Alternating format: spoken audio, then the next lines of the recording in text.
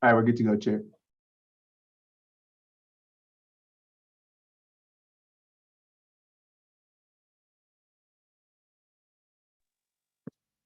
All right, thank you. And I'll now call to order the May 26, 2023 meeting of the Nevada Sentencing Commission. Good morning. Again, sorry for the late start. Thank you for your attendance at this busy time during the legislative session. I also want to welcome those who are viewing the meeting on the Department of Sentencing Policy's YouTube channel. I'll now ask Director Gonzalez to take the roll. Thank you, Chair. Chief Bays. Dr. Bradley. Here. Chairman DeRico. Here. Director Zorinda. Deputy Chief Evans. Here. Judge Freeman. Present. Ms. Grosnick. Here. Mr. Hazibullah. Present. DA Hicks. Here. Mr. Hoffman. Judge Jones. Here. Dr. Lanterman. Present. Mr. McCormick. Present. Ms. Moll. Present. Ms. Murray. I see Ms. Murray. Mr. Unmuting. I'm here. No, you're good. Thank you. Mr. Ponder. Director Schmidt. Director Sewell. Present. Assemblyman Ortlicker. Senator Canizaro. Senator Gokachia. Vice Chair Brady. Present. Chair Stiglich. Present. Thank you, Chair. And we have a quorum. I also note that Chief Kirk Widmar from the Department of Corrections is sitting in for Director Zorinda. All right, thank you. Apologize, Michelle Bays. I was a little bit too late with the unmute. Yeah, I noted. I counted you visually, so thank you very much, Chief. All right, thank you. I'll now open agenda item number 2, the first period of public comment. There are 2 periods of public comment, one at the beginning of the meeting and one at the end. Members of the public have 2 options for submitting public comment. First, members of the public may do so in writing by emailing the Department of Sentencing Policy at sentencingpolicy@ndsp.nv.gov. Public comment received in writing will be provided to the Commission and may be included by reference in the minutes of the meeting. Members of the public who wish to testify may do so by telephone. Due to time constraints, however, public comment will be limited to 2 minutes. Any member of the public that exceeds the 2-minute time limit may submit the balance of your comments in writing to the Department of Sentencing Policy. At this time, I'll ask staff to manage and direct those who wish to testify by telephone. Mr. Sepulveda, do we have any takers? Thank you, Chair. Members of the public who would like to testify by phone, press *9 to raise your hand. When it's your turn to speak, please slowly state and spell your first and last name. And we don't have any callers, Chair. All right, thank you. I'll then close the first period of public comment. Turn to item 3. Members of the Commission have been provided copies of the minutes from the March 31st, 2023 meeting. Are there any edits, comments, or corrections?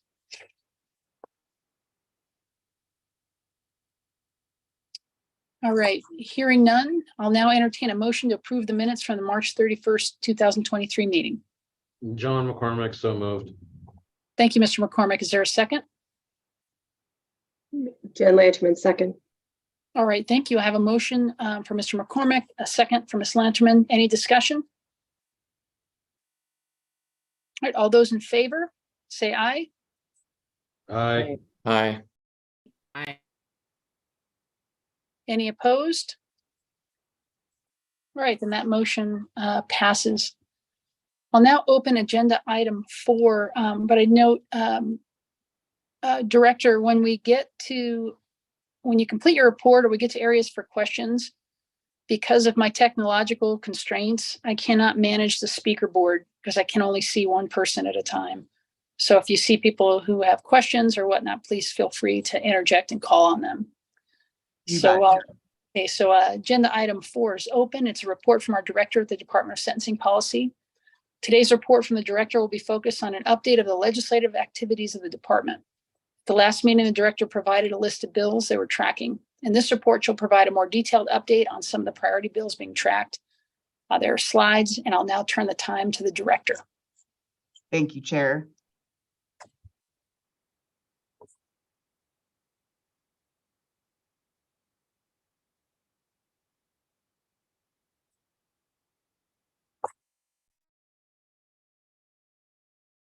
All right, as the chair mentioned, slides have been provided with your materials. I'm sharing those now.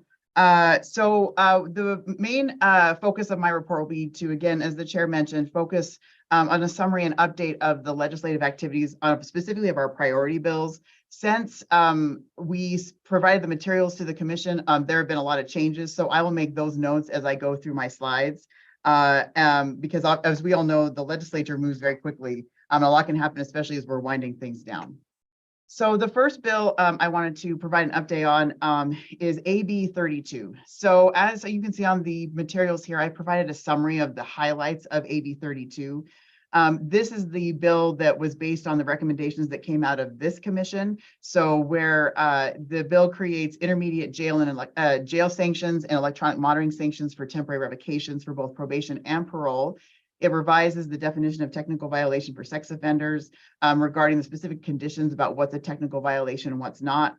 It changes the duties of the director and slightly modified how certain members of the commission are appointed. The bill hearings so far, the bill has been heard in Assembly Judiciary and Senate Judiciary, as you can see here. Since in the development of legislation, as we know, things can change. And so since the bill was introduced and the bill has been heard, it has been amended, and on the right side of the slide, you can see the summary of the changes that were in the highlight of the changes in the amendment. So it continued to revise the definition of technical violation for sex offenders. When the bill was initially proposed, we had identified specific conditions that were technical versus non-technical, and working with stakeholders worked on revising those, and so limited it to just 2 conditions of of conditions that are specific to sex offenders that would be technical violations, making it very clear that the rest of those conditions are technicals. There was an amendment to ask this commission and our department to collect data related to homelessness specific for those inmates when they're released, those incarcerated persons when they're released.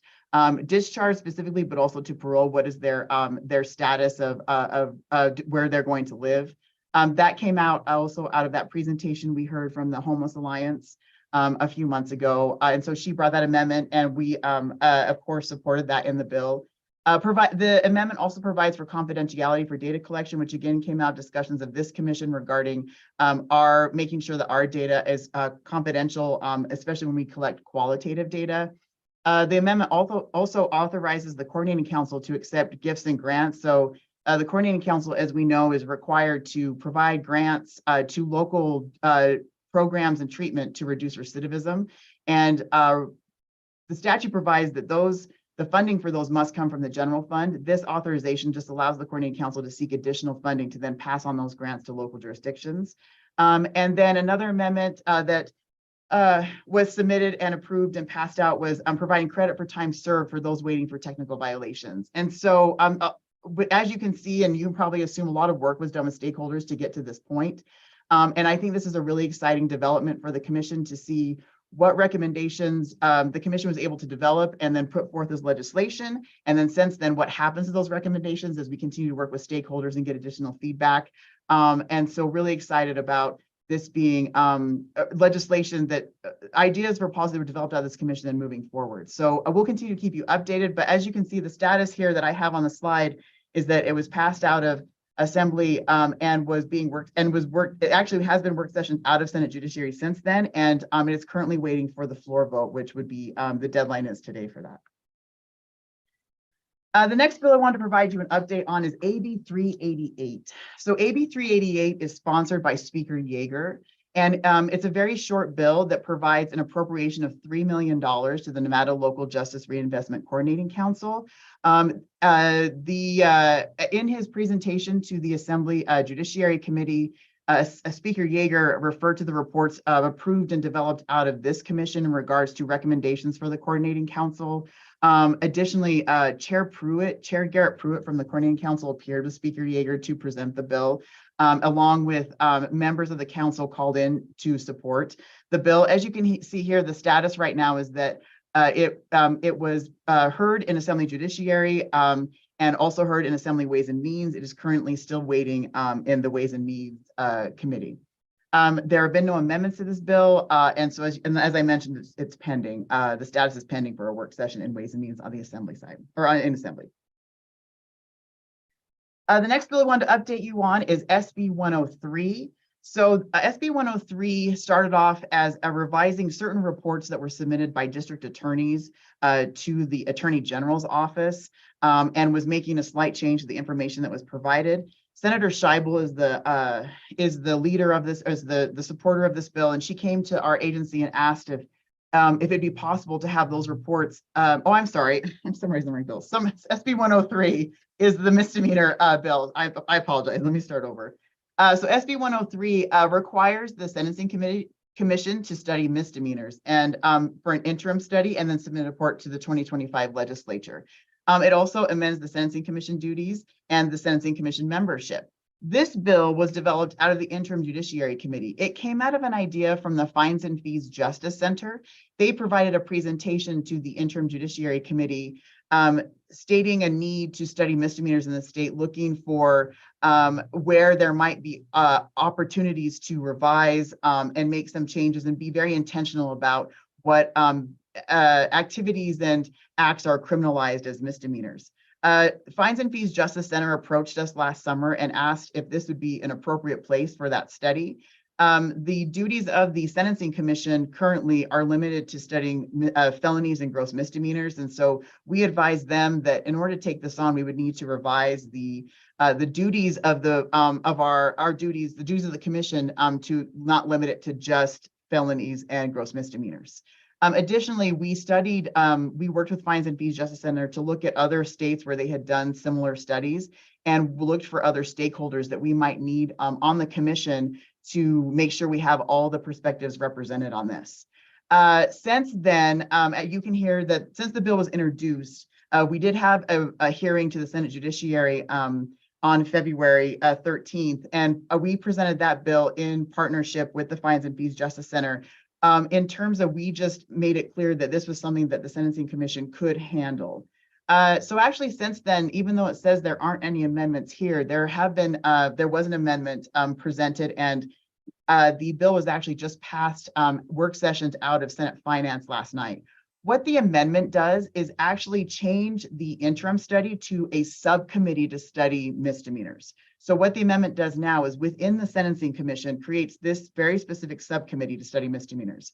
In talking with stakeholders, there's a lot of perspectives that need to be represented when studying misdemeanors, because we're not just talking about the state level, we're talking about a lot at the local level. And different stakeholders wanted to make sure that all the perspectives were heard on this.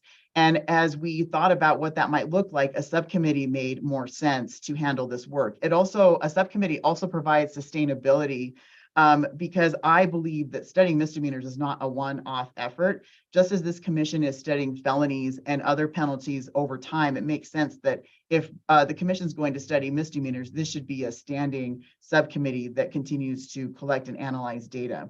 The amendment also provided specific members who should be on the subcommittee, which would include someone who's an expert in misdemeanors and fines and fees, city attorney, a defense attorney from local jurisdiction, along with court administrators. Additionally, what we had originally worked on changing the membership of the commission to make sure, again, we have all the voices represented, is this bill adds a couple more members to the commission. So adds a district attorney from the rural jurisdiction, but also adds a public defender from a rural jurisdiction. And then adds someone from the central repository to provide us that additional data support and analysis. And in statute right now, our membership does not specifically provide for a academic or a professor. And so we proposed that they specifically provide someone who's appointed from either the university, UNR, or from UNLV. And so that way it's specific to, we have those specific perspectives represented on the commission. As you can, also the subcommittee will be authorized to organize working groups. And then the idea is that the subcommittee will meet, have their working groups, and then bring reports back to the commission on a regular basis. And the commission will include findings from the subcommittee and the working groups in the comprehensive report that is submitted every year. The members of the subcommittee will also be appointed by the chair. And so as you can see here, the stats we had here, and I mentioned the bill was just work sessioned yesterday out of Senate Finance. So now on to 316, SB 316, which is the bill I started talking about regarding the district attorney reporting. So again, the bill started out as just making a minor change to data that was collected for these reports that are submitted by district attorneys to the Attorney General. Senator Scheibel came to us and asked if this is something that we would be capable of doing. And we said that is something that our department could do, and then work on developing a report that then could be submitted to this commission and other entities such as the Interim Judiciary Committee. So she submitted an amendment that would require this reporting to be submitted to our agency rather than the Attorney General. Since then, the status has been updated on this bill. It is actually to enrollment, and so on its way to the governor to be considered to be signed.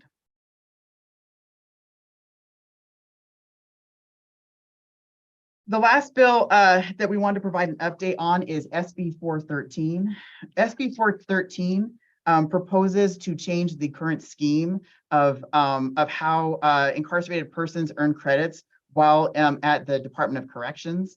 Currently, there's a very complicated scheme of how credits are earned, and this bill proposes to change all of that to a percentage.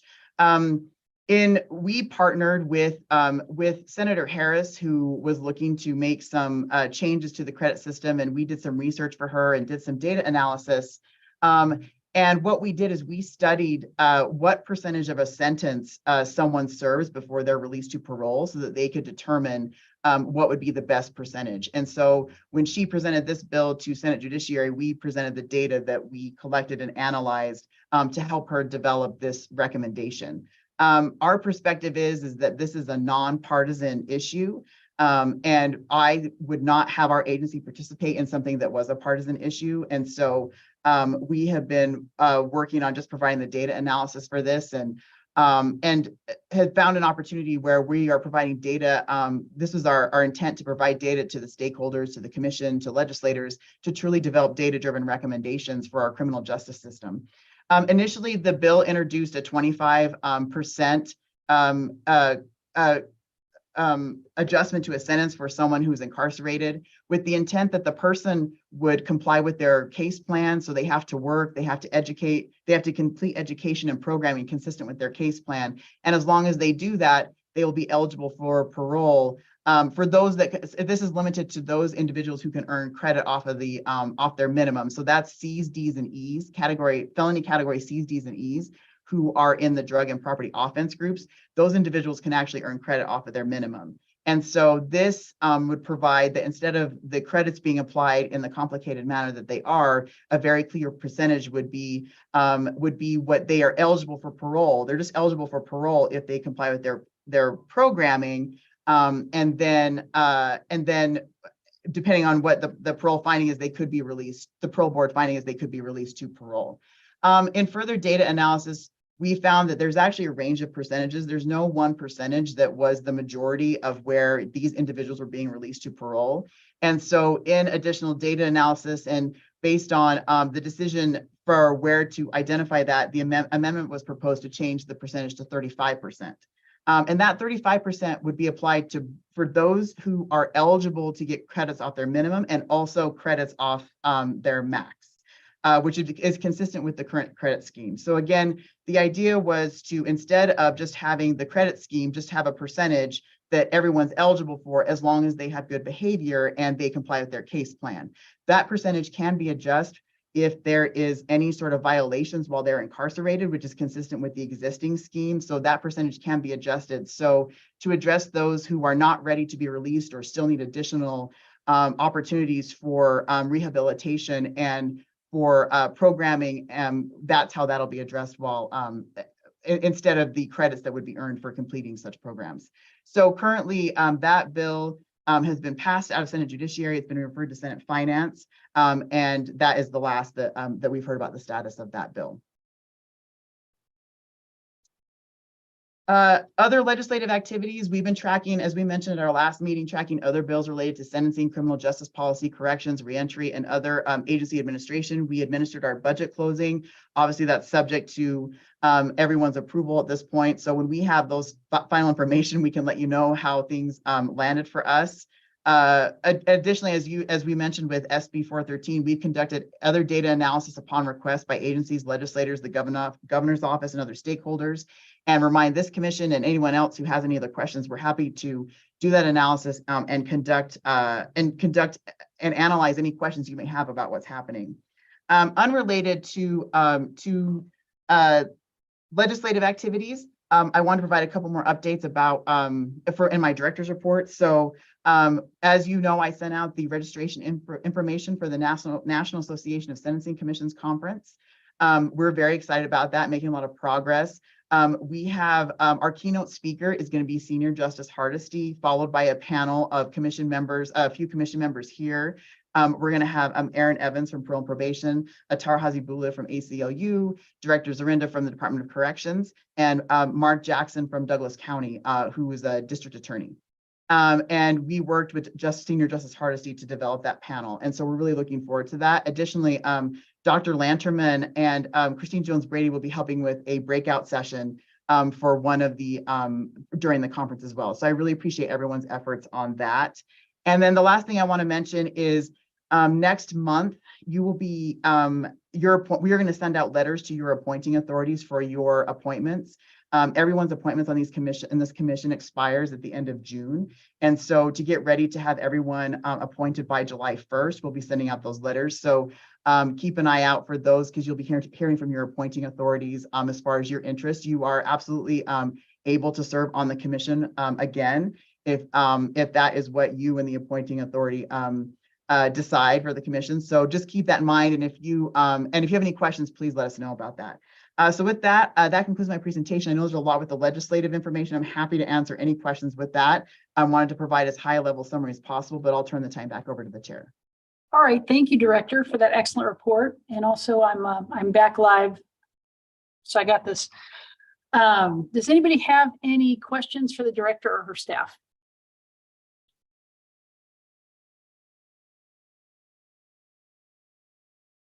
All right. Well, hearing no questions, I'll now close that agenda item and we'll open agenda item 5, report on criminal justice data. At our last meeting, Mr. Cosio presented a newly developed dashboard focused on prison admissions data. Since then, he built a dashboard focused on prison release data. I'll now turn the time to Mr. Cosio to walk us through the new dashboard. Mr. Cosio. Okay. Good morning, Commission. This is Erasmo Cosio for the record. All right. So at our previous meeting, like I said, I presented data on NDOC admissions. I'm here today to present to you our dashboard on NDOC releases. The purpose of this data is to show all NDOC releases from 2017 to present, and to show some quick navigation tips, just in case you guys didn't see them last time. Now, for a quick roadmap of what's to come in this presentation. The releases data will have a total of 10 pages. I will begin to break down the data, slice and dice, if you will, by various ways, just to show you different ways that you can look at the data. Each subsequent page will then provide you with different ways to analyze the releases data. So please think of this dashboard and any dashboard we create as a tool to help you make more data-driven decisions.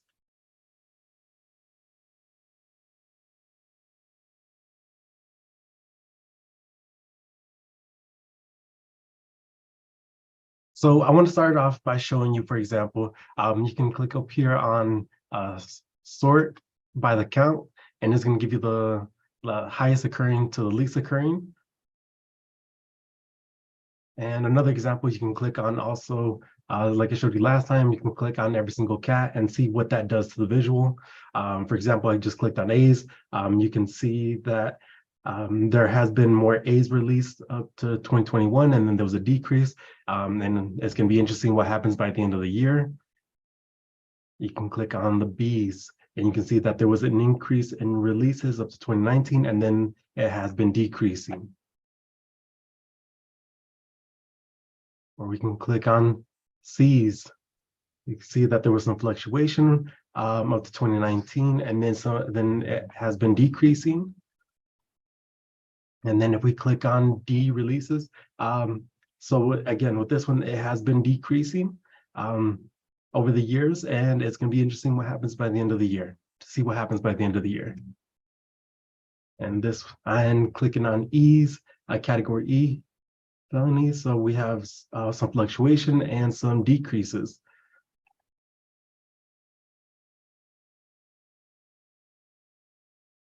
So something that I happened to notice, and I just thought it was interesting. Okay, for example, if we click on movement reason and we go down to inmate death.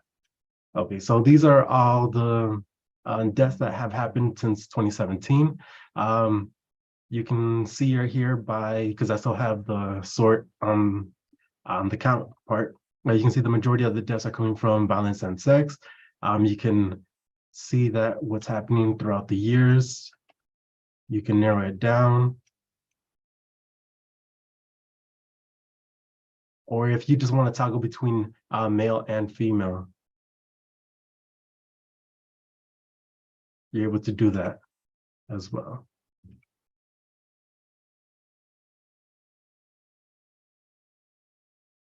So, and with this page, and any page on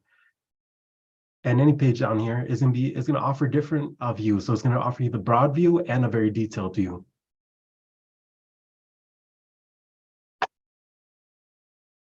So next up, we have releases by year and month. All right, so this is going to be the releases month after month.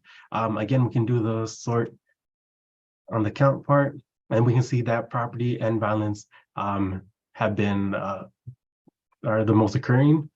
And again, we can change up the years again. And you can see, for example, that property and violence switch depending on when I want to focus on.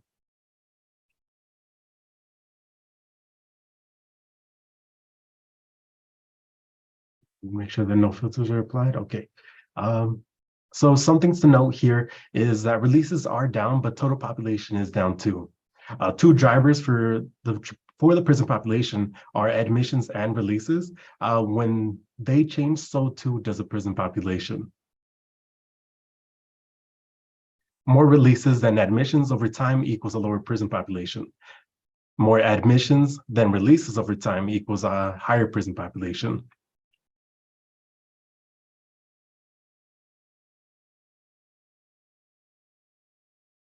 So now we have releases by felony category. So for this one, for example, just wanted to know what's going on with the drug offense group. You can go ahead and click on the drug offense groups and see how the cats have changed over time with that offense group. And something to note on this page and all following pages, we did take into consideration and made adjustments based on feedback from members. So we hope that the lines and colors throughout look more distinguishable.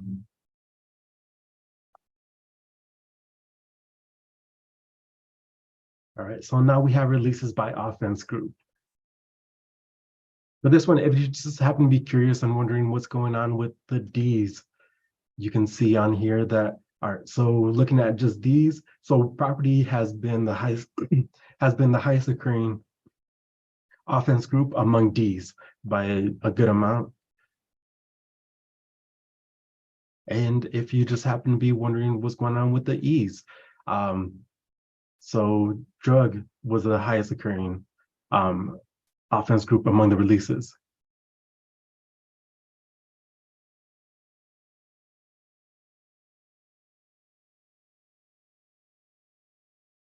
So next up we have, all right, so this is going to be the releases by previous imprisonment status. So we are talking about releases here. So this was their imprisonment status while they were in prison. So of those individuals being released from prison, new commitments were the highest occurring releases, followed with a large gap in between that, followed by like probation violator with no new conviction being the second highest.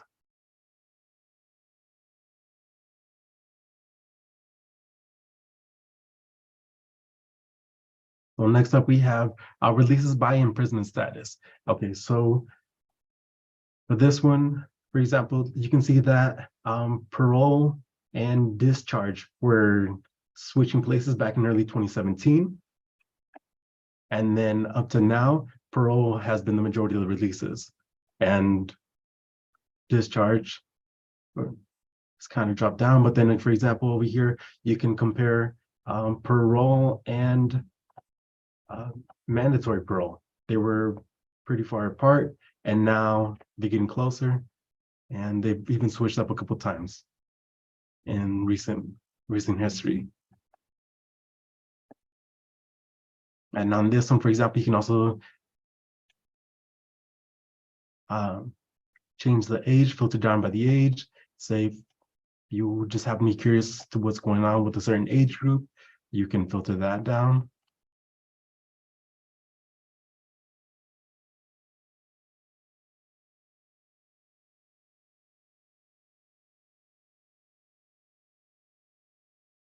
So next up, we have releases by offense group and felony category. For this one, if you just happen to be curious or just happen to wonder about what's going on with those the A's. So we can see on here that I just filtered down by the A's. The majority of those A's are coming from violence and sex offense. Or you just happen to wonder what's going on with the E's. All right, so the majority of the people being released from the E offense group are coming from the drug offense. With some property in there, but the majority are coming from drug as well, from drug. Okay.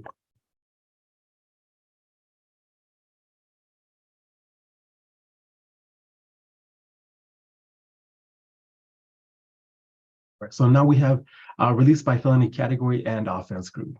Okay, for this one, for example, if you just happen to be wondering maybe what's going on with the property offense. So we can see on here that for property offense, the majority come from B, C's, and D's.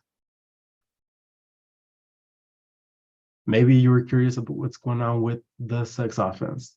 Okay, so from the sex offense, the majority of them are coming from A's and B's.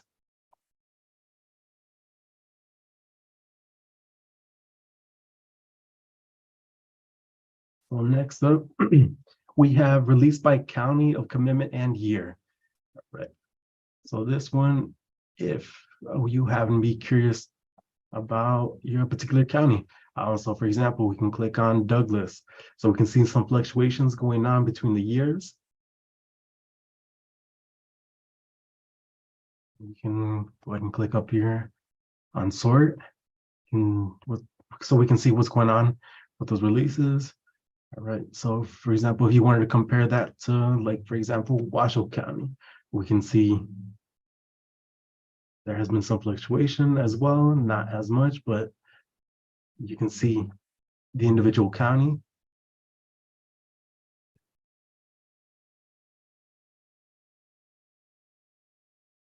So now we have the released by county of commitment and felony category. All right, so for this one, if you happen to be curious to know what's going on in Clark County. So the majority of those releases are coming from B's. A's are pretty low. And then after the B's, you get, it goes lower to C's, D's, and E's. If you want to know what's going on with a particular year compared to another year, you can.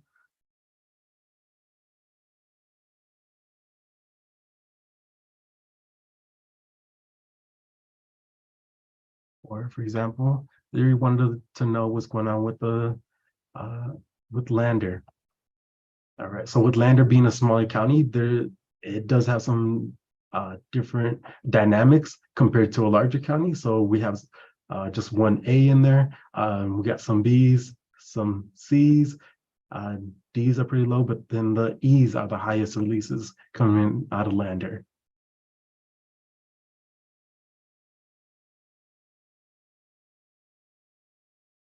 So a quick recap of this month's and last month's presentation. So the admissions data that I presented to you at our last meeting was on individuals going into prison. And the releases data that I present to you today is on individuals returning back into your communities. All right, so thank you very much. That concludes my presentation on NDOC releases. If you have any questions or need any help navigating these tools, please don't hesitate to reach out, and thank you. All right, thank you, Mr. Cosio. Does anybody have any questions on that report? Ms. Lanterman.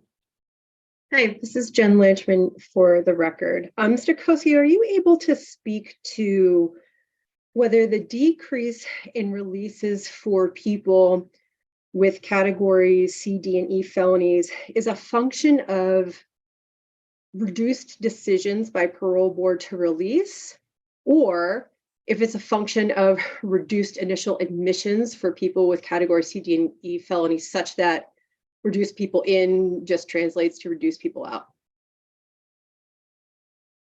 So I feel like it's in both parts, but if, for example, we do have less C's, D's, and E's in the prison population.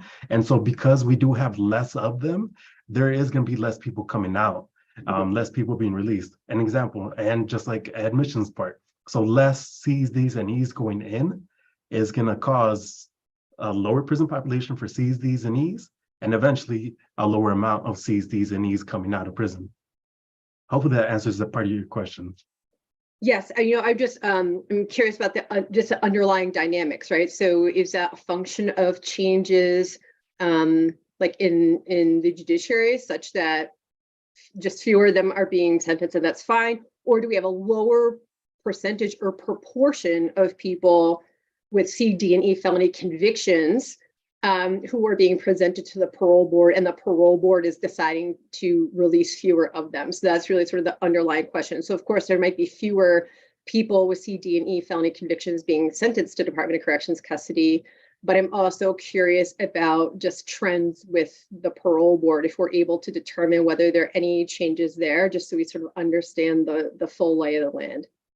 Yeah, of course. So yeah, this is me speaking without knowing the full details, and anybody I could dive a little bit deeper. But for example, I really do believe that it's less people just being sentenced for those C's, D's, and E's.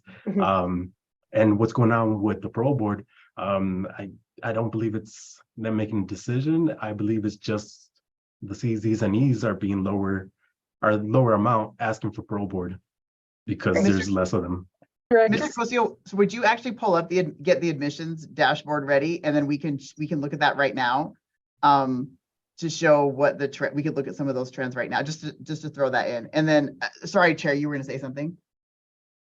And then I do agree that part of our analysis has been that AB 236 adjusted a lot of opportunities for alternatives to sentencing and different diversions. And then how the thresholds were changed also impacted those C's, D's, and E's in those offense groups.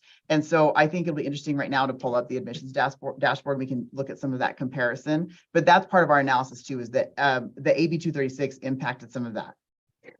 And I think that's important. And it's certainly the case that reduced sentences to DOC custody is certainly going to impact that number. But I'm curious about the full causal explanation for the reduced number of C, D, and E felony releases, right? So that decrease could be caused entirely by reduced admissions to DOC custody, or it could be caused by a number of factors. And I'm just curious about the full picture there. If we're able to determine based on the available data, the full picture, or are we only able to determine part of the picture at this point with the data available to us?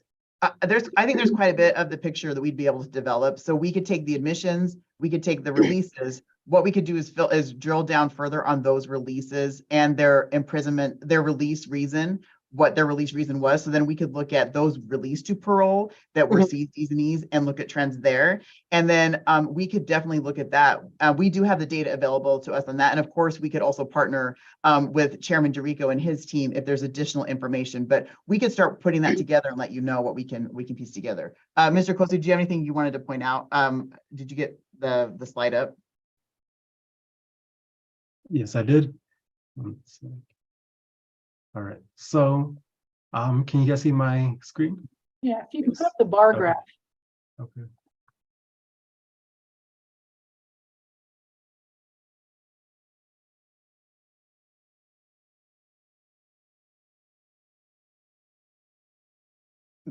Maybe isolate one of them at a time. So maybe just let's start with the Cs. Okay.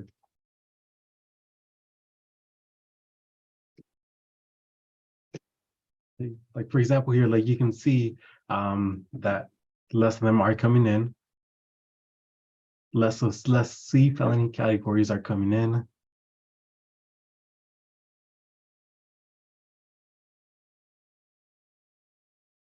And again, it's gonna be interesting how it plays out by the end of the year.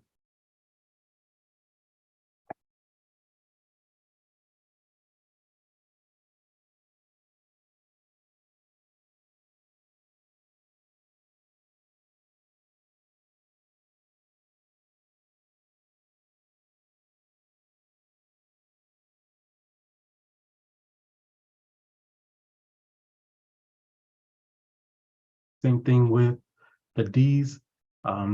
Just with the Cs, just like with the Cs, there was a there was an increase in 2022.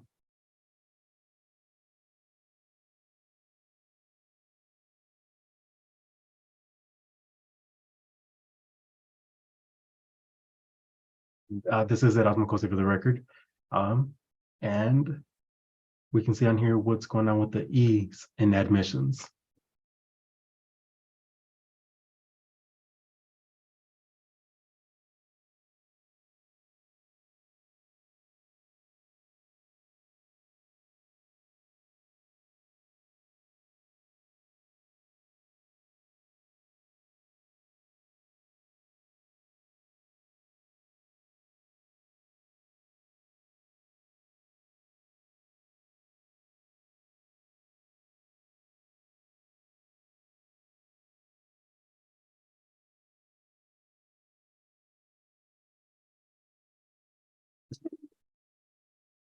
I think in between now in the next meeting, maybe to just try to see if we can collate or connect up.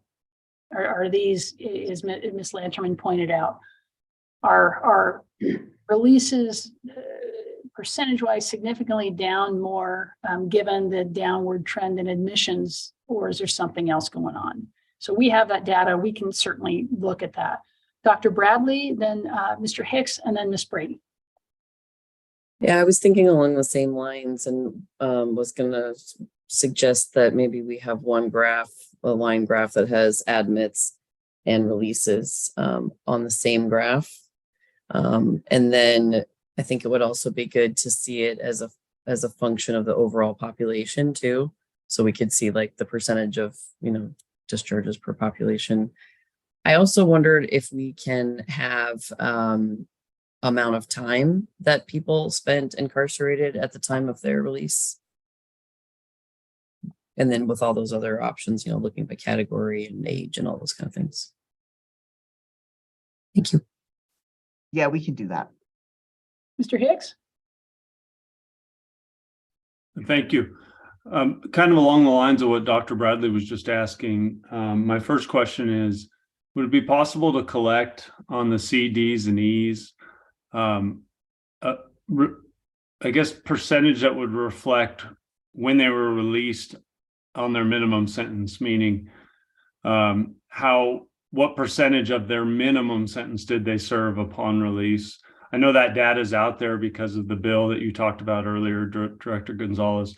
I think it'd be interesting to be able to look, if possible, at those C, Ds, and Es of what the percentages of the minimum sentences are.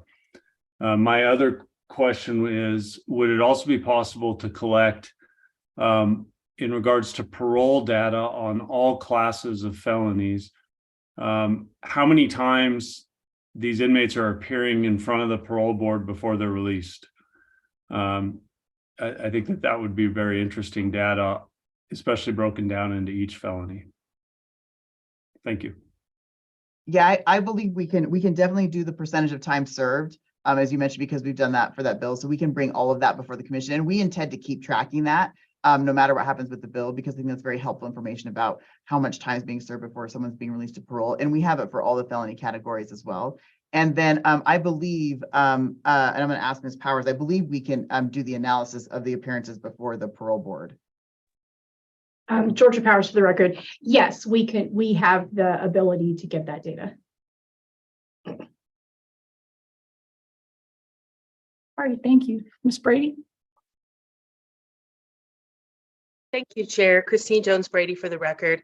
I think it would be good too on that bill to do a training for prosecutors throughout the state and maybe even judges on those time credits and how it's going to be applied and what they could be looking at. Because I think that how it's applied might make a difference to how people negotiate cases and how judges, structure their sentences.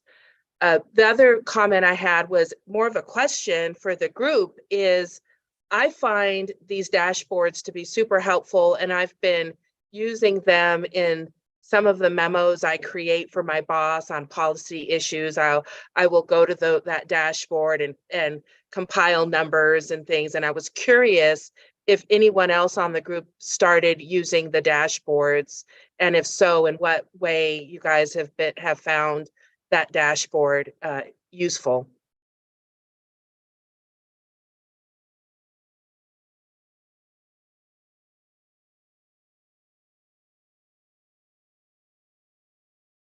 Anyone, any comments?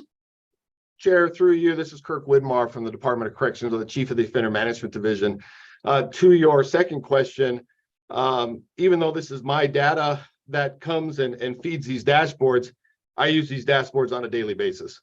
They are so user-friendly to use. When I get requests come in to be able to direct folks to it, whether they're public information requests, whether they're other justice agency requests, the work that the team has done there with Director Gonzalez, it makes it incredibly easy to manage and get quick answers, especially during session, quick answers and turnarounds back out to those that are requesting the data. So I'm a big fan of the dashboards.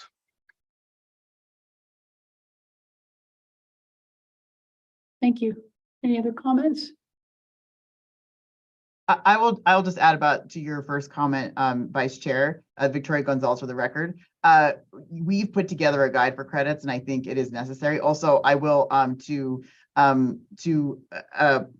guess put Chief Widmar just on the spot. He's not to say anything, but he's done some trainings, done an excellent job of explaining credits. And I think you're right. I think we could partner together, maybe do like a more organized tour of talking about credits to the stakeholders that you've mentioned. I know that they get requests every now and then. And so combined with our guide and I think Chief Widmar's expertise, I agree, like it's necessary for everyone to understand, wherever you're at in the criminal justice system, you're being sentenced or you're the one doing the sentencing or the charging, for everyone to understand how that's actually being impacted. So yeah, thank you for that. And absolutely, we can talk more about other opportunities to educate everyone about the credit system.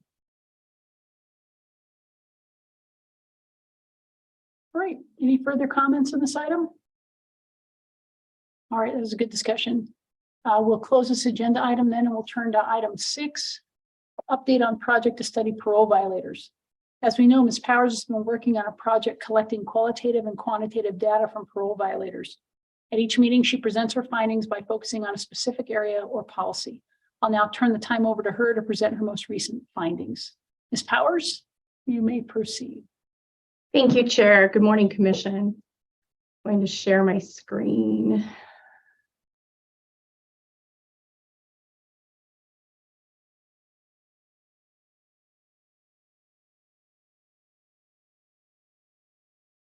All right. Can you see everyone see? Perfect. All right. Again, good morning.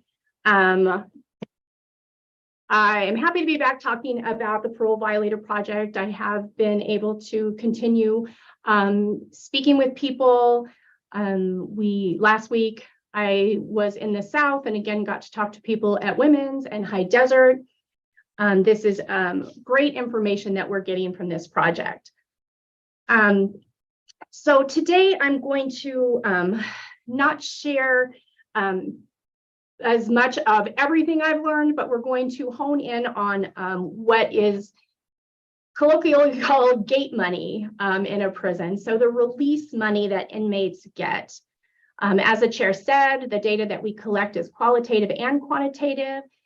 Today, I'm going to start with quotes that I've gotten regarding money and releasing from prison.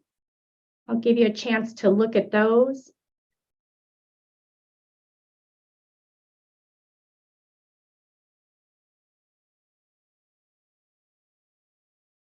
So again, you've heard me say what the released individuals have to say about their actual experiences is very important to be considered regarding parole, release, reentry to society. You'll notice that many times the gate money or release money, the amount of funds people have when they leave prison are related to all the other needs that I often talk about during these presentations. So housing, transportation, programming, they do have to pay for the different kinds of substance use programming or sex offender programming. They have to pay for those. So when they don't have the money, they're not following their parole plan because they can't afford to take these classes. Medical and mental health treatment, even nutritional sustenance, everything needs money. So what I have found is that we are paroling a set of individuals who are even releases, paroling and releasing people who are wholly unprepared and unable to meet their own basic needs sometimes. So NRS 209-511 is the current statute regarding release funds. So when an offender does not have their own money or they are indigent, the statute provides that the director may furnish up to $100 based on economic need. So in 1977, the NRS established an amount of money not to exceed $50 that would be given to indigent inmates. In 1979, the $50 was moved to $100, and it also added that they could be given a set of suitable clothing and funds for transportation. In 1995, there was an addition that provided that those monies given for release to indigent inmates and the transportation money would have to be repaid, so that the individuals sign a promissory note prior to leaving that says that they will pay back the money. In practice, if you will remember or you don't know, I did work for the Department of Corrections for 14 years in the classification section. So I was a caseworker, and then I did hold the chair that Mr. Widmar now holds as the Chief of Offender Management. The actual practice is $25. So if you're an indigent individual releasing from prison, you will get $25 on a debit card to leave prison. The up to $100 is used when they need to travel. So $25 for leaving, and then $25 per day if you are traveling a long distance. So that is the practice currently. This represents all states and the release money by amount. So it will show that there are 13 states who do not provide release money. And it goes all the way up to one state that provides $300.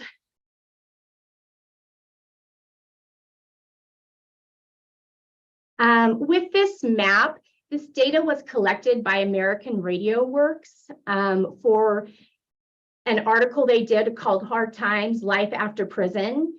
And we took the information from there that they collected and put it into this map so that you could see how it looks across America. So a couple of the states I wanted to mention were, you'll note that that Mississippi says 0, but they actually have it broken down to how long a person is in prison, and that would determine how much money was given to them. And then you'll notice that West Virginia says $300. However, that is actually a trust. That is not state money. They get it the very first time that they release from incarceration, and only that one time.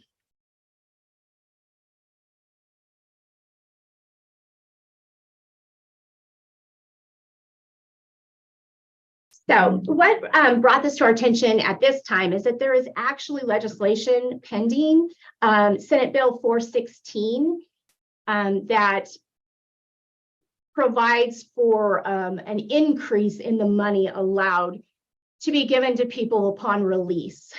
So this bill talks about raising it to $100. So anybody who had less than $100 in their account when they left would have money added to $100 so that nobody left without $100.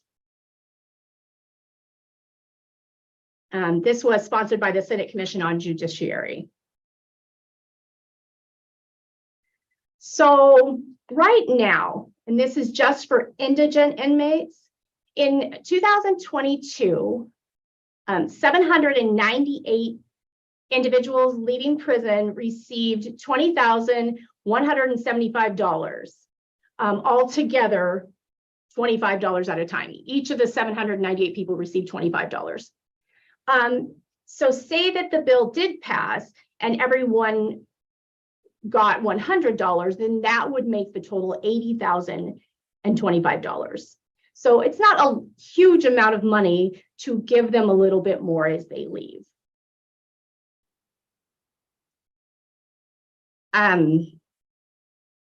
So you have heard me say before in my presentations that as a caseworker, one of the worst things I did was give someone $25 and a pat on the back and send them out the door, expecting them to somehow thrive and be able to sustain their life. In these interviews that I'm doing and as a caseworker, I have found sometimes that people intentionally recidivate. They intentionally come back to prison just to meet their basic needs so that they know they have food, shelter, and clothing at the end of the day. And so that is unfortunate. I just think as a state that we can look at what we're doing. If we are granting people parole, then we should be giving them the ability to meet their basic needs. And so with that, I will end. And if you have any questions, I can answer them. Possibly Chief Widmar could help. All right, thank you, Ms. Paris. I had a couple questions. One, are people, well, two questions. What's a long distance? And two, are people leaving with an ID? George Powers for the record. It's actually $25 a day, so it just depends on where they're going. If they're going to go home to Connecticut or go to, interstate compact somewhere, for each day that they are traveling, they will get $25 more up to the 100.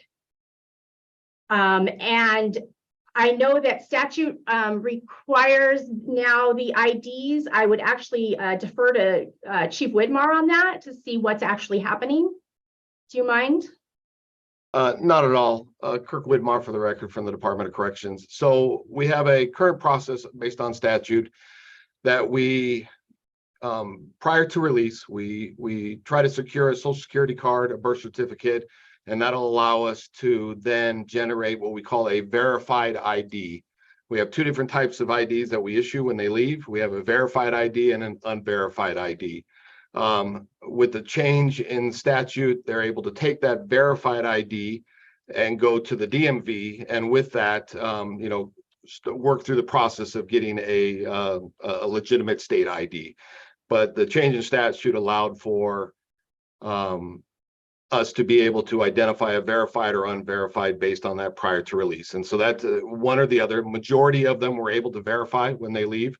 I don't have an exact statistic for you, but a majority of the offenders that go out are able to receive a verified ID when they leave us. To the second part of the question, also in that, Chair, you will have, we generally try to plan when an offender is paroling to a region of the state that they are not currently housed. We use our internal bus system to get them to the jurisdiction to where they're going to release to try to mitigate Greyhound bus flights or things like that internally within the state. If upon discharge, we discharge the county of conviction. And so that's kind of the guide that we follow related to that. All right, thank you.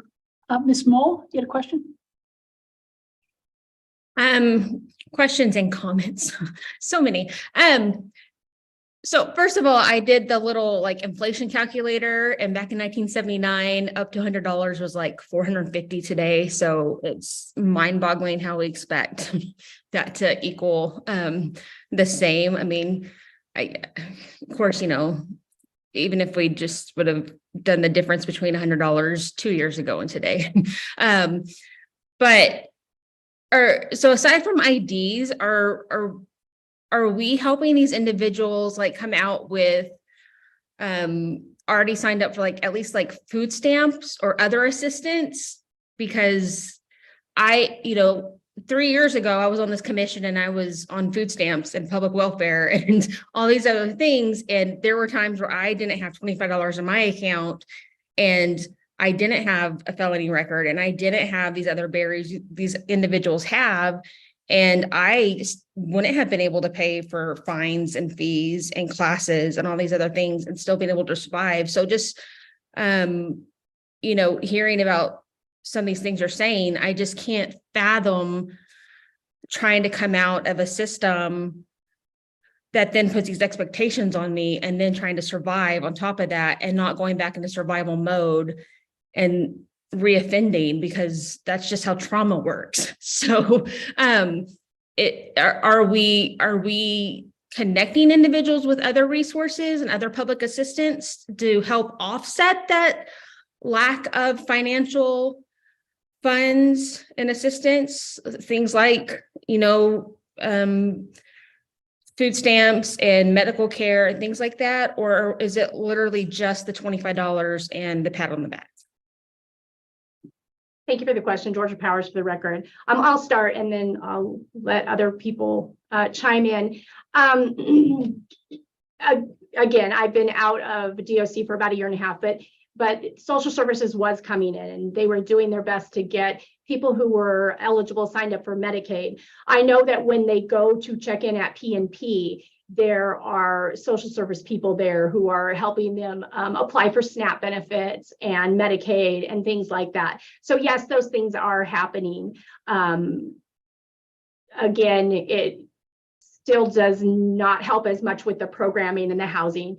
And I did want to mention here too, that I'm not necessarily saying that we should give them more money, but that more resources should be available, that maybe places to live and those types of resources. But again, I'll defer to either Chief Widmar or Chief Evans to talk about what is available as they get out. I'll follow up on that. Aaron Evans from Parole and Probation.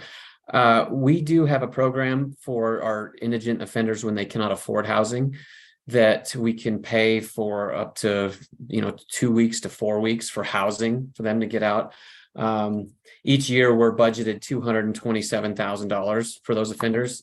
Last year at the end of FY23, we, if you're familiar with the state system work program, we moved money from one budget category to this indigent funding category because we had burned through $227,000 in 7 months. And there was, and the need doesn't stop, right? We try to help as many individuals as we can get out with that. So we're always working on trying to increase that dollar amount. Of course, the cost of housing continues to increase. So whereas a couple of years ago, we were averaging $600 per individual, now it's up to $715 for it. But in all honesty, it gets them 2-3 weeks. And if you had a job day one of getting out and worked day one getting out, you could maybe get your first paycheck in, 3-4 weeks. So we understand the struggle, but on top of the money that Georgia was presenting on for just, when they don't have money on their books getting out, there is some help with housing. We do have the social service workers in the offices to help get them signed up for all that stuff. But yeah, there is a gap when they can't afford the treatment that they need. Many providers do work on a sliding scale, but not all of them. So lots of gaps to be filled still. And if I could add a little bit to that, Kirk Widmar for DOC. One of the things that we have found being successful is staff from Chief Evans. We have embedded PMP folks within our facilities that start to help the transition process, especially for those going to PMP. In statute, out of the 2019 session, we were required to get them enrolled in Medicaid 90 days, those that are willing to.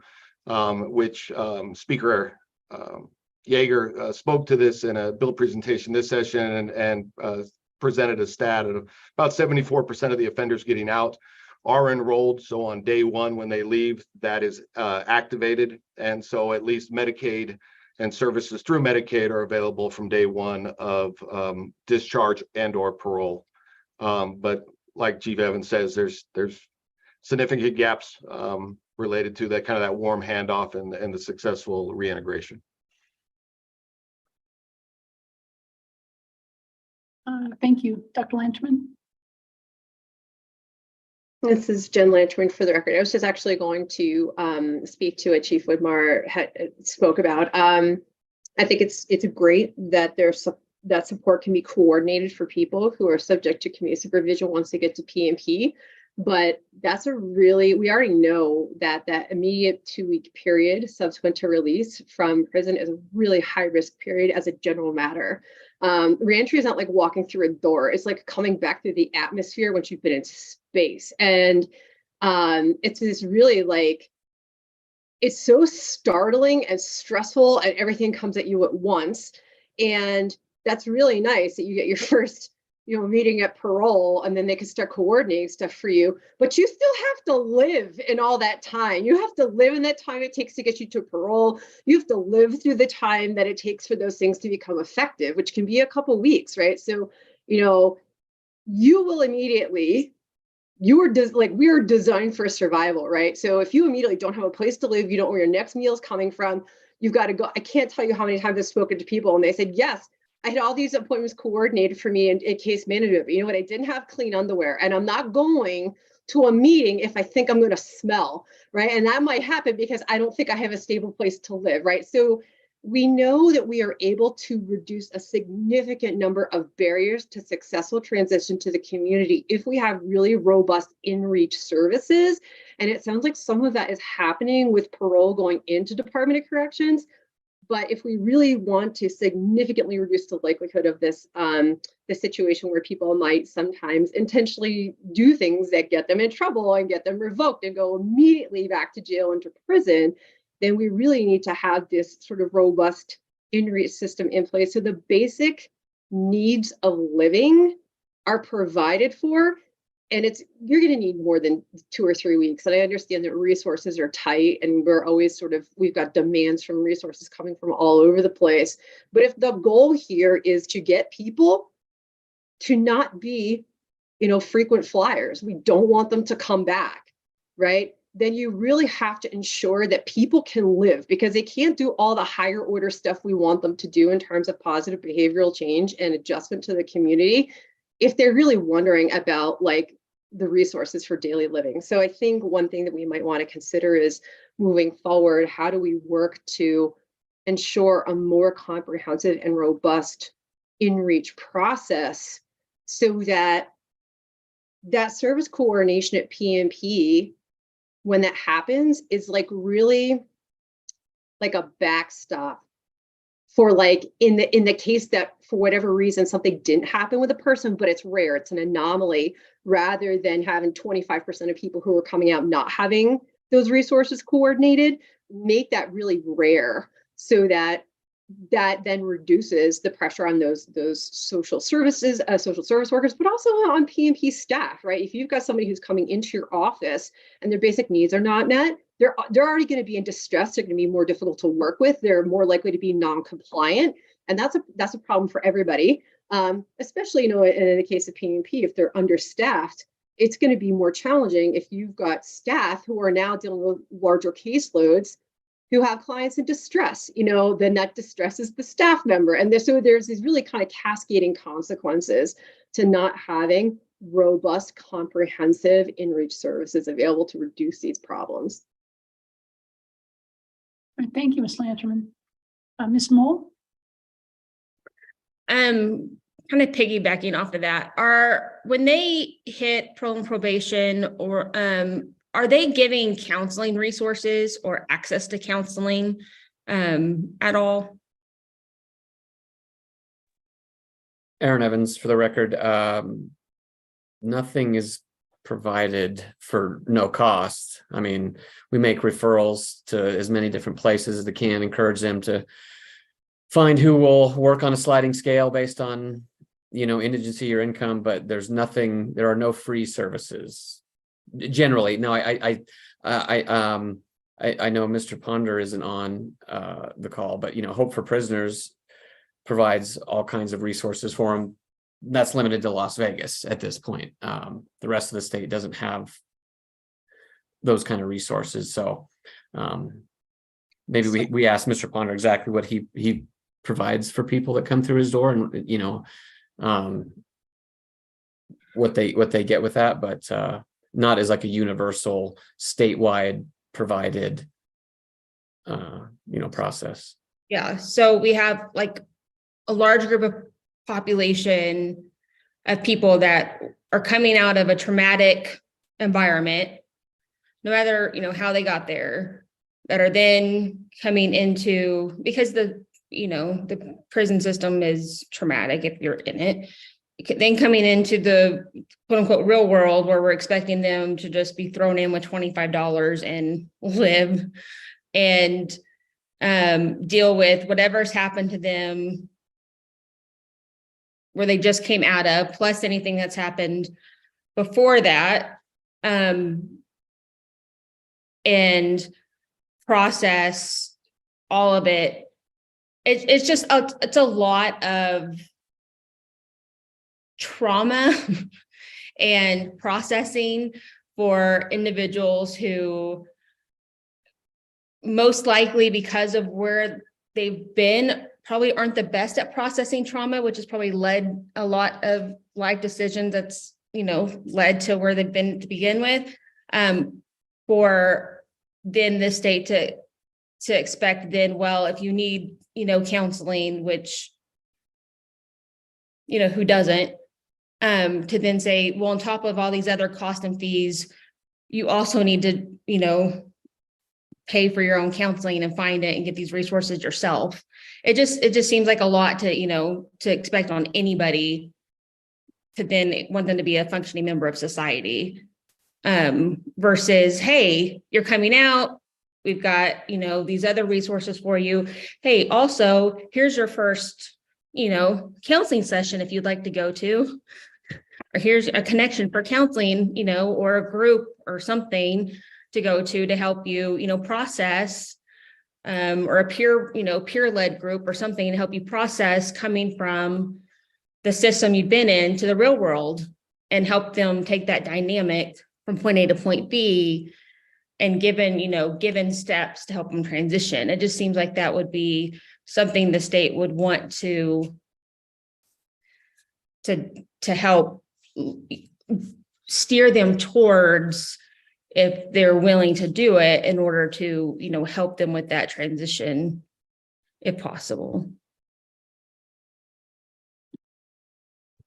All right, thank you, Ms. Mole. You also have any further comments on this item? Oh, Ms. Powers, I've found these studies on parole violators to be illuminating every time and helpful, and it certainly spurs interesting discussions here. and kind of is very thought provoking. Because as we end, hopefully and mercifully one legislative session, then we have to start focusing on the next one and making plans for, again, how we can, people who go into prison can come out of prison better, and then how they can land in society and be successful. And everybody here is committed to that mission, because we all want better outcomes for everybody. So thank you for this project and for the discussions that are ongoing. Does anybody else have anything further on this item? If not, then with respect to item 7, that's a presentation from Hope for Prisoners. We'll take this item off the agenda and we'll put it back on a time when Mr. Ponder can be present to present on it, although he was name checked today for his good work and good works. So look forward to hearing from him in a future meeting. We'll turn then to agenda item 8, discussion of potential topics and dates for future meetings. The dates for the meetings for the rest of the year are provided in the agenda. Our next meeting is on June 30th. Our staff is already working on more topics and items for discussion at future meetings, but does anyone have anything that they'd like to be considered for a future meeting? Ms. Murray. It's not an additional topic, but when John is rescheduled to present on Hope for Prisoners, he may already be planning to do so, but could you ask that he not just cover his prisoner reentry program, but also the local program that he now has housed out of the Clark County Detention Center?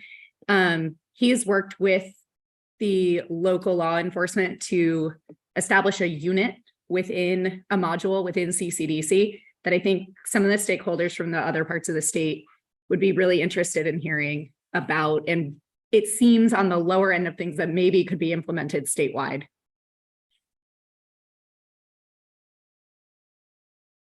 Yes, will do. Thank you, Ms. Murray. Anyone else have any other? Oh, I'm sorry, Ms. Brady. Thank you, Christine Jones Brady, for the record. Thank you, Chair Stiglich. Could we also include like maybe a theme about services that are provided in the north and in rural Nevada, and maybe even talk about some of the challenges that the rural counties may face in regarding recidivism, reentry, resources, that sort of thing? Thank you. Yes, thank you, Ms. Brady. Anyone else have any items at this time? All right, if you are so inspired in between now and the next meeting, just reach out to Director Gonzalez or myself and forward us any topics you'd like to be included on the agenda. So I'll close in item 8. I'll turn now to open the second period of public comment. Just as we did during the first period, those who wish to testify may do so by telephone. Mr. Sepulveda, is there anyone on telephone? No, we have no one in the waiting room at the moment. All right, then we will cut to the chase then and close our second period of public comment, since we are sans public, and turn then to item 10, which is adjournment. I thank everyone, the staff, the members of the commission, and our presenters. These discussions are, again, they're thought-provoking and helpful. And every day I'm so grateful for all the good work of all these commission members and all your various pieces that come together to do such good work for Nevadans. Ms. Brady, do you have your hand up? All right, or your virtual hand? It's like this, so take that down. All right, then hearing no further comments, everyone, be kind to each other, be kind to yourselves. And if we don't meet until June 30th, be well, and we'll see you on June 30th. All right, thank you.